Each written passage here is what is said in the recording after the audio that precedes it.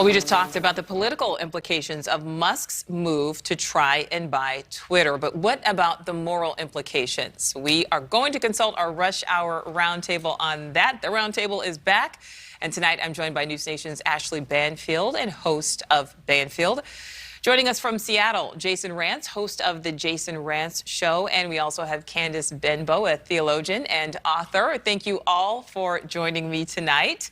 So Elon Musk has full ownership of 2 companies and stakes in several other ventures. If he does indeed successfully acquire Twitter, is that too much power for one man? The question for our roundtable, is Elon Musk too powerful? And Ashley, let's start with you. He was too powerful before the whole Twitter business.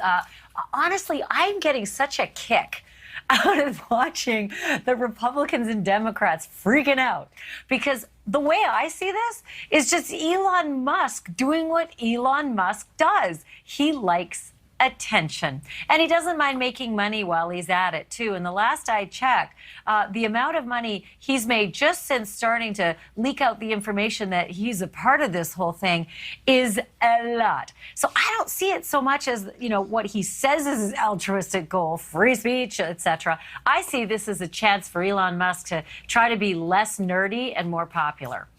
Jason, is Musk just too powerful?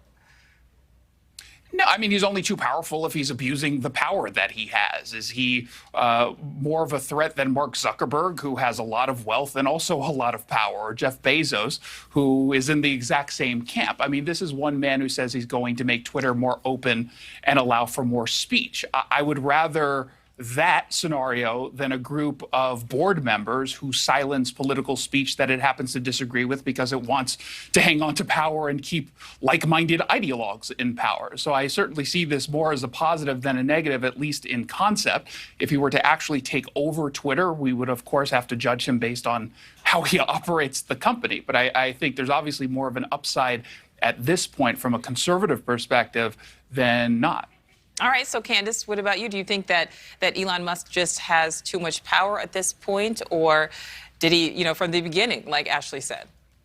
First of all, if we think that Elon Musk is going to make Twitter much more open and celebrate free speech, then I have a mansion on the moon to sell people, because he is not going to do that, right? Like, this is not about making Twitter much more accessible to the masses. It is already accessible. The communities of people who are on Twitter, who are making their voices heard, activists, people who are doing work around crowdfunding. Those are the people that we need to be lifting up in Twitter. Those are the people that need to be leading. And it is literally Good Friday, and Tesla has had 8 recalls this year. So we need Elon to work on what he needs to work on and not be worried about it.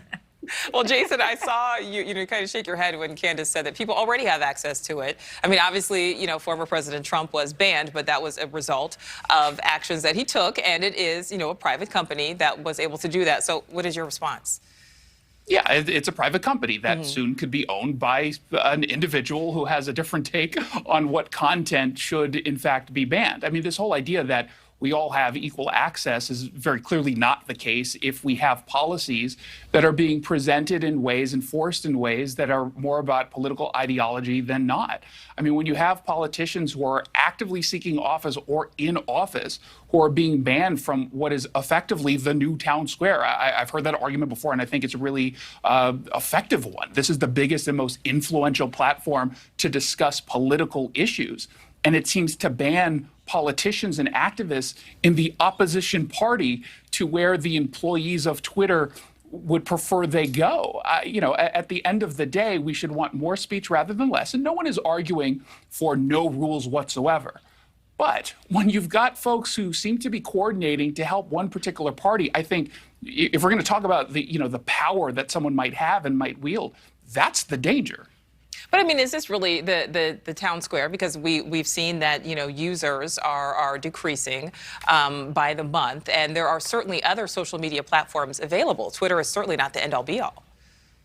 Yeah, small too, right, Nicole? Like, it's nothing like Facebook. I mean, Twitter's is that big compared to all the other ways we can communicate out there. So, some will say it's much ado about nothing because it's just the political class that likes to bark at each other on Twitter, for the most part. But I mean, honestly, if you guys really look at this whole thing, Elon Musk put out his first offer and said, "It's my first final offer." I mean, that is a man who doesn't know how to conduct business and doesn't sound particularly serious. And again, looks like, on my opinion here, I think he's our American oligarch, but he doesn't like the water. So instead of a yacht, he's buying himself a social media platform. Because once again, he's a little on the geeky side. But I think it's much ado about nothing, and I honestly think that he is going to be walking away at some point with a whole lot of money. I checked; it's the Twitter stock's up 18.5% since Elon started making noise about being a part of it. So, and even the fact that he can, like make an offer of more than $40 billion for a company, I will never see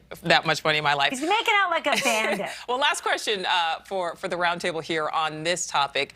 Do people even care about this? Like, does the average American even care about this? Or is this more of a media-driven topic? Since many times, really, it's the media that seems to be so infatuated with Musk's every move. Does the average American care?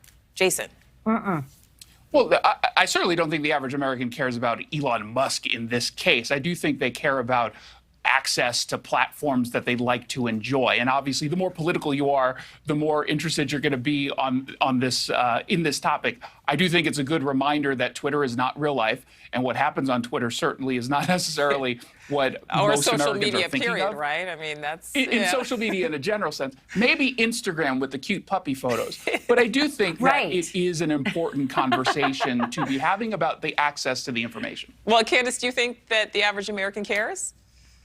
I just throw on my Twitter timeline and nobody is talking about Elon Musk. So I think that is important to note. But to his point, it matters that we do have access to platforms that allow for free speech. But it also matters that we have protections, right? That we are not violated on these platforms, that we're not harassed and we're not bullied. And that is more important to Twitter users than who owns it. All right, so we want to get to our next topic now. We are going to move away from Elon Musk. Everybody don't cry about that. We want to talk about the... Thank you for watching. Click the red subscribe button below so you can get more of NewsNation's fact-driven, unbiased coverage.